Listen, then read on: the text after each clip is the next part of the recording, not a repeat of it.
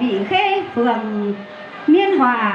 Kính thưa các cấp lãnh đạo, đại diện cho chính quyền địa phương, được sự quan tâm của Ban Khánh Tiết Đình Làng khu phố Vị Khê, phường Niên Hòa, mùa xuân năm 2026, đoàn tế nữ quan khu Hồng Hà, Hồng Hải, phường Yên Tử chúng tôi rất vinh dự nhận được lời mời của Ban Khánh Tiết Đình Làng khu phố Vị Khê, phường Niên Hòa về tế Đức Thánh Thành Hoàng Làng.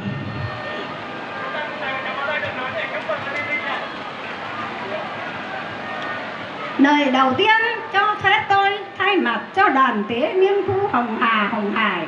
phường Yên Tử chúng tôi xin kính chúc các cụ, các ông, các bà và Ban Khánh Tiết Đình Làng khu phố Vị Khê, phường Liên Hòa cùng các cấp lãnh đạo và nhân dân quý khách thập phương một lời chào mạnh khỏe. Được sự